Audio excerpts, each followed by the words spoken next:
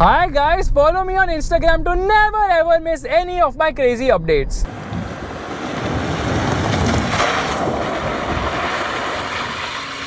Hi guys and welcome to another vlog. I'm driving this. This is the Citroen C3 and this is the turbocharged variant. This is the regular variant and you can see the grills of both the cars. This is normal completely. Look at this. Meanwhile, this is the turbocharged version. That's the reason you see the intercooler right there. So difference in terms of the grille of both the cars, and that is one of the difference between both these vehicles. Other than the fact that there are some changes which have been done in terms of the color scheme, because there are 3 packs available with 56 customization options and 70 accessories as well. Straight away we are going to be opening the engine bay of this vehicle, which is a bit tricky. Here we go. There you see there's plenty of space right there. There's insulation there, and well, let's just shut this. Now the design of this car is actually quite nice, but yet it is very basic because it misses out on a lot of features. Okay, I love the way the Citroen or Citroen logo actually merges like this and continues to the DRL, which seems to be an LED. This is an indicator and the lower one actually merges here with the DRL. So there are 2 DRLs. This is the headlight and everything else seems to be halogen. There you can see the fog lamp. This is part of the accessory kit, I believe. Silver finishing here. This car has a ground clearance of 180 mm, which is actually quite good. Meanwhile, the wheelbase is sort of the longest in the segment. You can see the wheelbase is actually decent for a small car like this. But alloy wheels are part of optional kit. So you get steel wheels, of course, with wheel caps. 195, 65, 15 is the size of the tires. You get this body cladding running throughout. Again, this treatment, this color treatment, all that you can get.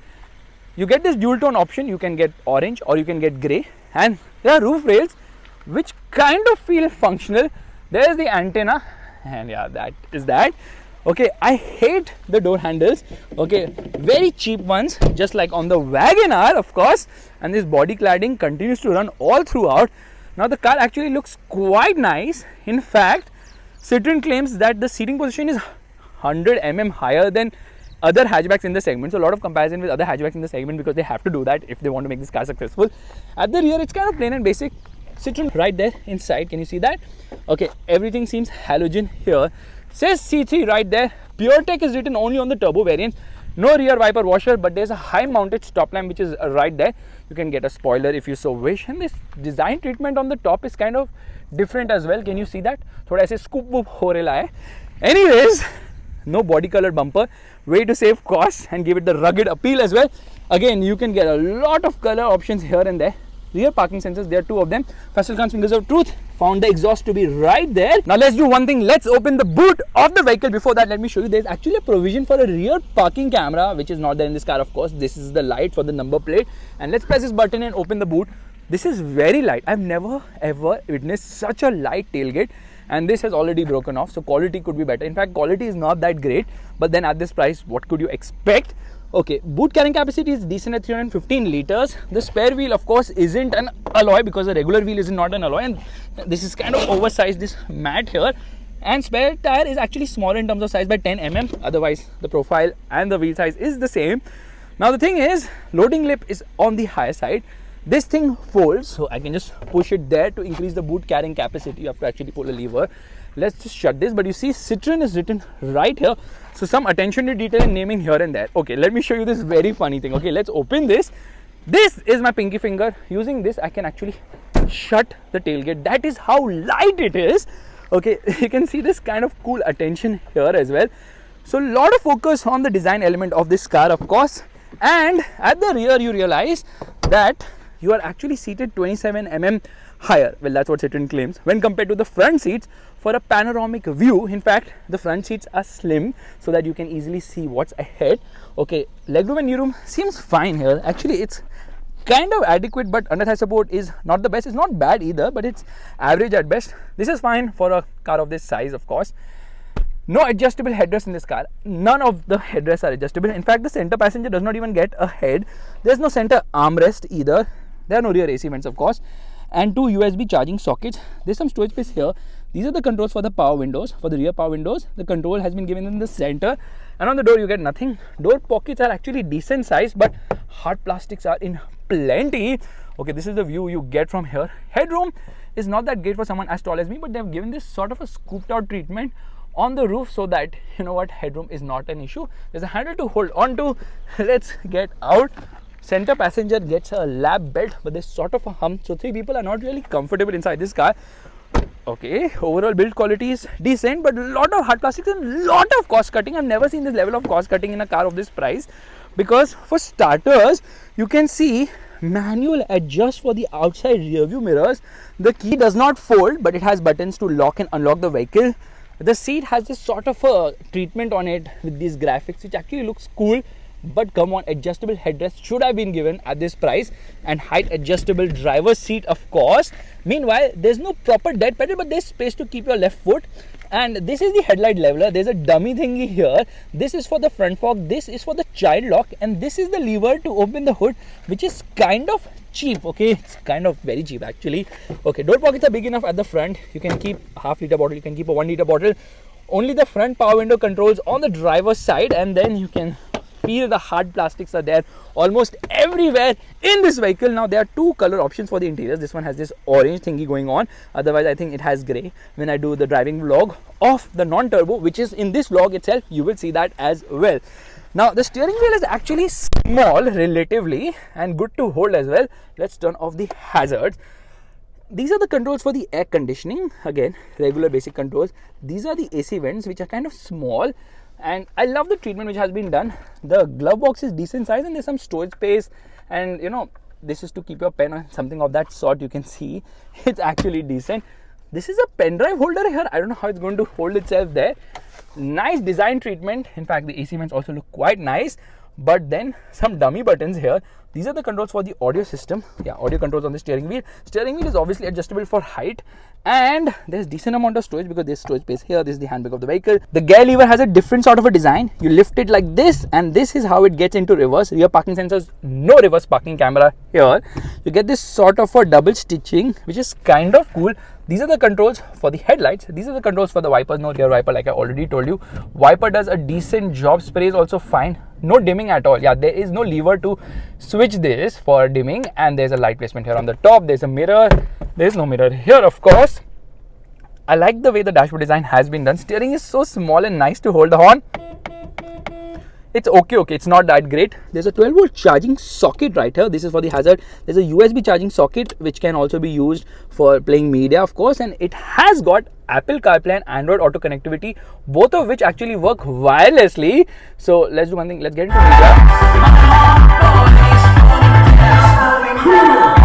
Audio quality is actually decent. It's not great, but it's decent enough. And then this is a 10-inch infotainment system, which is nice to read, and it's simple to navigate as well. For navigation, you obviously have to connect your phone. There's some storage space here for your phone. There's a cubby hole here, twin cup holder. There's a cubby hole here. So decent amount of storage space, but the instrument cluster is very disappointing. It's an all digital unit, that's fine, but just look at it. Okay, there's a speedometer, there's an odometer, fuel meter, and a temperature meter. That's about it. And then you can browse through this by pressing this button right there, which puts you into trip A, trip B. Average fuel efficiency 6.9 it's saying right now, because obviously the car is on since a long time, and distance to empty. That's about it. There's no tachometer, and telltale lights are placed almost everywhere. So kind of basic on that front. But can the turbocharged engine make up for the lack of features? Well, let's start driving right away. All right, we're all set to go, which means into first gear, revving the motor.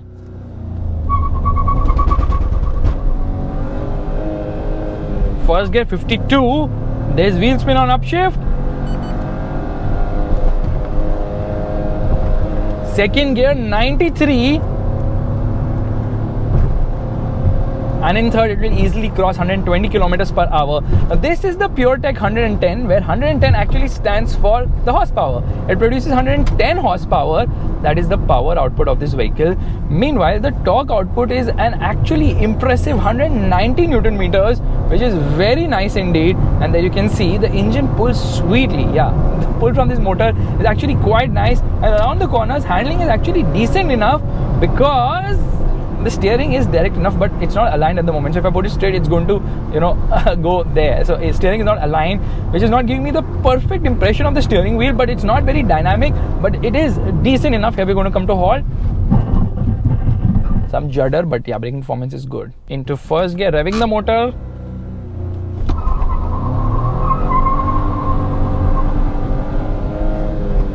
the motor has so much grunt. Now it was wheel spinning till 50 kilometers per hour. That is the level of grunt, because 190 Newton meters of torque is a lot. Now this is a 1.2 liter engine, which is a 3-cylinder unit. There are 2 engine options on offer, both of them being the 1.2 liter 3-cylinder, but one is naturally aspirated and one is turbocharged. Now this is the turbocharged engine, which obviously feels great to drive. 0 to 100 kilometers per hour comes up in a claim 10 seconds. Feels very sprightly. It doesn't let go any moment. In fact, low end grunt is decent enough. It's very tractable engine. Mid range is fine. Top end it becomes very noisy, very boomy, and you really don't know at what RPM what's happening, because there's no tachometer as such. Okay, this actually is to conceal wires, so you can put them inside, not for the pen drive. And around the corners it rides flat. Ride quality is actually decent. It's actually very good. The ride, only thing is the handling is not that great because of the body roll, and the steering is actually very light at lower speeds. Weighs up decently well at higher speeds, but since you're sitting higher up and because of the ground clearance, that body roll is obviously expected. Ride is nice, handling is good enough. The engine is absolutely phenomenal. Dare I say it is the best engine in the segment. That is the level of grunt on offer from this motor. It's very grunty, it's very nice. And then here, water splashy time. Yeah, it didn't splash much as such. And here, let's corner and see. There, it does roll quite a bit, and understeer is also very fast. That's some amount of issue, you can say. Here, let's do the ride quality test on this bad road, and then you can see. Okay, ride is nice. The suspension becomes slightly noisy, so insulation levels could be better, but then since this is a small car, you have to actually forget about all that. You just appreciate the overall ride. It doesn't have that magic carpet ride which you expect from a Citroen, but then ride quality is nice. It's a very comfort oriented car in that regard. The engine is so smooth now that you can't feel the vibrations. It's only in the top end it becomes boomy, but there are no vibes as such which you would expect from a 3-cylinder engine. So well calibrated motor as well. And what are we trying to do? We are going to get into second. We're going to get into third actually, because motor is very tractable as such. So you can put in a higher gear. Gearing is super duper tall here. It has to be. And you see it kind of moves along all the way. Now here we're going to come into second. Yeah, that noise increases dramatically. High speed stability is nice. It's not the best, it's good enough. Car does waver a bit because of the lightweight, and obviously if there's wind blowing as such. And there, here into first gear, turn, it flips very nicely as well. Okay, we'll do that once again, I think. So much fun, this turbo petrol engine. I absolutely love it, because the grunt from this motor doesn't make you miss a diesel here at all. And obviously small cars are not getting diesel engine these days, but what an engine. Absolutely fantastic. Claim mileage is 19.4 kilometers per liter, which is 0.4 less than the NA engine. Talking about the NA engine, let's get to it.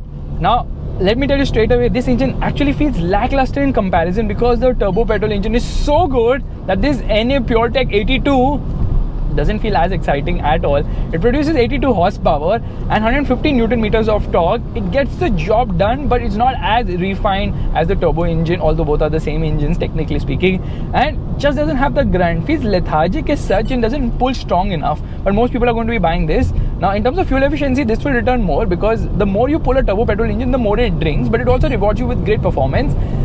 This should return somewhere between 13 to 15 kilometers per liter. Meanwhile, the turbo will return between 12 to 16 kilometers per liter, which is good enough. And now we have hit a sort of a jam here. Never mind, maneuverability is super duper awesome. You can see steering is so nice and light. And okay, this is the black or sort of grey colored finish inside the interior, which doesn't look that flashy, and people who want something subtle would appreciate it. The clutch is not that amazing. It has some soggy feel to it, surprisingly, and the gearbox is very similar. This is a 5-speed unit, by the way. The turbo gets a 6-speed unit.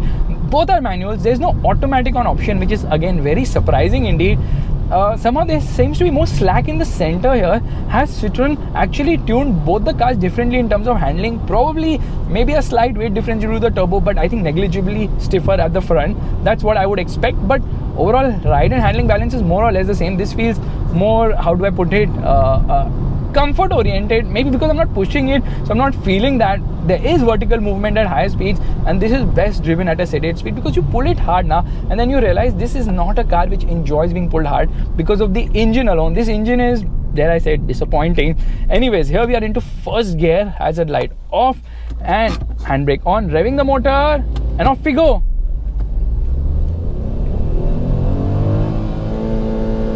First gear 55. This is also very tall gear. In second, it does 99 kilometers per hour, misses out on the ton by around 1 kilometers per hour. I say around because obviously this is not the true speed which you're seeing. And then into third, where it should easily cross 120 kilometers per hour. So gearing is stalled in the interest of fuel efficiency, but the engine in front of the turbo doesn't have that crazy grunt which we just experienced earlier on in the vlog. Now this brings me to the most important thing which all of us care about, and it's very important for all of us as well, which is the pricing, of course. Okay, it's green on the left side, so here we go. I expect the pricing to start at around 5.99 lakhs ex showroom Mumbai for the base variant for the 1 liter, sorry, it's a 1.2 liter 3-cylinder NA engine. That price will go up to 10 lakhs for the top end turbo engine model which we drove earlier on in the vlog, but on-road Mumbai. So the price should not exceed 10 lakhs on-road Mumbai, considering a lot of features are missing. And obviously you can spec it up by opting for the accessory bits, which will push the price to maybe 11 or 12 lakhs as well, depending on how much you opt for, because there's 70 accessories. Hazard lights on, into first gear, handbrake up, revving the motor. Some wheel spin, box down quickly then. Good thing is there is no vibration as such. It gets boomy in the top end of the rev range, but vibes are not there. So that smoothness is there in the engine. For a 3-cylinder engine, it's surprisingly very nice indeed. And this is the car which, like I was telling you, is more comfort oriented, easy to drive, easy to maneuver, handling is neutral enough, and it's not Swift level exciting, but then you know what, it's not even Punch level comfortable. So it's somewhere in between, giving you the best of both worlds but not excelling in either. So Citroen has kind of given you a balance of a lot of things, which is quite impressive, to be honest. Into first gear, handbrake up, revving the motor, no ESP, traction control, none of that bullshit.